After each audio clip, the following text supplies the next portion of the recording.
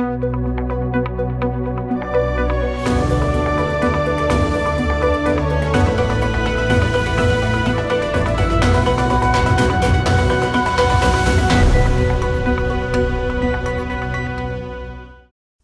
Afg'onistonda 4 ayning 12 kuni Xitoy o'zining Afg'onistonga qaratgan tutumi bayon qilingan 11 moddalik hujjatni e'lon qildi.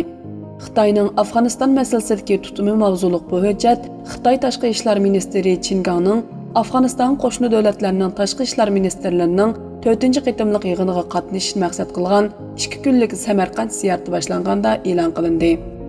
2021 yil 8 ayda Amerika askarlarini chekindirib, Taliban hokimiyatini qo'lga olgandan buyon Xitoy izchil holda o'zining Afg'onistondagi ta'sirini kuchaytirishga urinib keldi. Mazkur hujjat Xitoyning Talibanning sistemalik kishilik huquq dafsandachiliklariga ko'z yumish bilan bir vaqtda Taliban hokimiyatini mustahkamlash Afg'onistonning masalalarini hal qilishning chorasidir deb qarag'anlikning dalilidir. Diqqat qilishga arziydigani shuki, Xitoy o'zining Afg'oniston masalasidagi tutumini sharhlaganda kuchga hurmat qilishni alohida ta'kidlagan. 1. Afg'onistonning mustaqilligiga, egilik huquqiga va zamin butunligiga hurmat qilish. 2.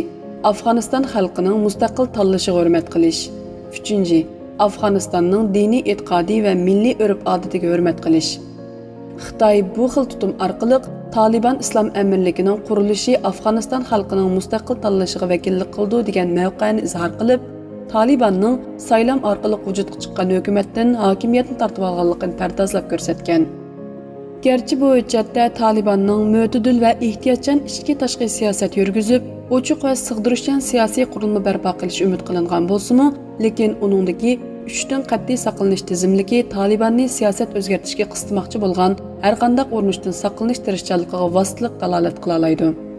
Xitoyga ko'ra, bunday o'zgarishlarni vujudga chiqarish mas'uliyati hech qanday tashqi kuchning emas, balki Taliban hokimiyatining zimmasiga yuklangan. Gerçi yaqinqi 20 yil mobaynida urush malmonchiligida vayron bo'lgan Afg'onistonni qayta qurish mazkur rayondagi davlatlar, shundaqla xalqaro jamiyatning diqqat markazi bo'lib kelgan bo'lsa-mu, mazkur hujjatda Taliban hokimiyatining siyosatlarining bu jarayonga to'sqinlik qilganligi, hatto nurg'un futuhlarni yo'qqa chiqarganligi e'tirof qilinmadi.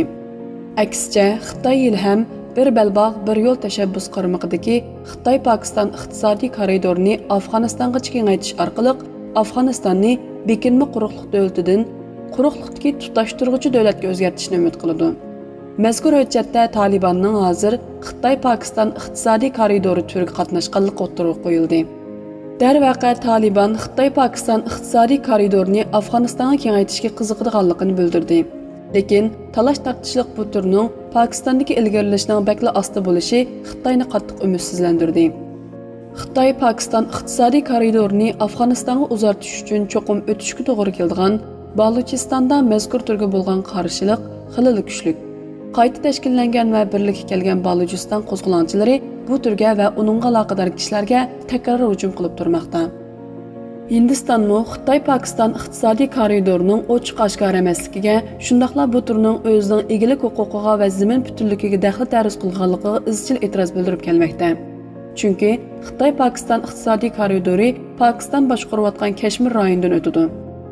Hindistonning Xitoy-Pokiston iqtisodiy koridorining 3-davlatga kengayishi qat'iy qarshi turishi Afg'onistonni Xitoy-Pokiston iqtisodiy koridori orqali rayonlik iqtisodiy hamkorlikqa va o'zaro ulanishga ishtirok qildirish va'dasini hozircha ishga oshmaydigan tushga aylantirdi. Xitoyning mavqesi bayon qilingan mazkur hujjatdagi 11 nuqtaning 4i Afg'onistondagi terrorlik, oshqunlik va bo'lgunchilikka aloqadordir. Mazkur rayonda shundaqla xalqarada Afg'onistondagi jihodiy tashkilotlarning tahdidi to'g'risida xili kuchli o'rtaq tunish mavjud.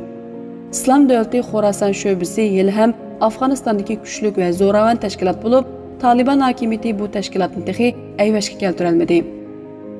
Halbuki Taliban Islom davlati Xorasan sho'basiga taqobil turishda har qanday tashqi yordamni olishni rad qilib, o'zlarining bu tahdidga taqobil tura oladiganligini ta'kidladi. Buningdan sirt Talibanning Al-Qoidaga va bir qism rayonlik qurolli tashkilotlarga qaratgan tutumi mujmal bo'lib, Afg'oniston hozir bu tashkilotlarning faoliyat olib berishiga foydali muhit hozirlab berdi deb ayblanmoqda. Uyg'ur qurolli kuchlarining ahvoliga hammadan bak ko'ngil bo'lgan Xitoy qo'sh taraflik va ko'p taraflik hamkorlik ramkasi ostida Talibanni jiddiy zarur material, uskuna va texnik yordam bilan ta'minlash chaqiriqini o'ttirib qo'ydi. Yaqinqi dokladlarda ko'rsatilishicha, Xitoy terrorlikqa qarshi turish bahonasida Talibanni ajalliq qurollar bilan ta'minlashga boshlagan bo'lishi mumkin. Ammo bu qurollarning faqat terrorlik tashkilotlariga qarshi ishlatilganligiga, Milliy qarshilik ko'rsatish fronti qatorliq Talibanning siyosiy o'qituvchilariga qarshi ishlatilmaydiganligiga kafolatlik qila olmaydi. So'sin qarlag'ach uchquchsiz hujum aeroplaniga o'xshash ba'zi qurollar bevosita Talibanga yetkazilgan bo'lishi, yana ba'zi bir qurollar an'anaviy usulda Iran orqali yo'llangan bo'lishi mumkin. Shu vajidan Xitoyning muddaosi Talibanning terrorlikqa qarshi turish iqtidorini oshirish uchun xalqaro mablag' to'plashla bo'lmasdan, balki uning barliq o'qituvchi guruhlarini bostirish iqtidorini oshirishdir.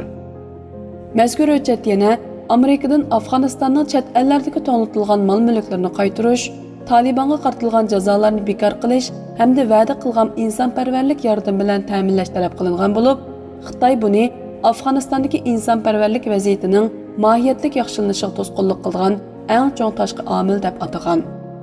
Xitoy mazkur hujjatda yana tashqi kuchlarning o'tgan 20 yilda Afg'onistondagi harbiy mudohalasi va demokratik o'zgartirish urinishini ayblab, buning Afg'onistonga g'oyat zo'r ziyon va azob akelganligini o'tirib qo'ygan bo'lsa-mu, Taliban hokimiyatining siyosatlarining o'tgan 20 yilda g'oyat zo'r boylik va qurbonliklar orqali qo'lga keltirilgan ba'zi ko'rinarli natijalarni yo'q qilib o'tganligini tilga olmagan. Darvaqa Amerikaning Afg'onistondan chekinishi Xitoyning Afg'onistonda Rossiya, Iran, Pokiston va O'rta Osiyodagi bir qism davlatlarni asos qilgan Amerika qarshi ittifoq qurish urinish fursati bilan ta'minladi. Ammo bu ittifoqning hozirga qadar o'zlarini birlashtirgan Amerika qarshi kuchli nafratdan boshqa Afg'onistonni va uning xalqini zo'ravonlik, nomrodlik va ocharchilik patqiqidan qutuldirish to'g'risida konkret plani borligini ko'rsatadigan faktlar yo'qning o'rnida.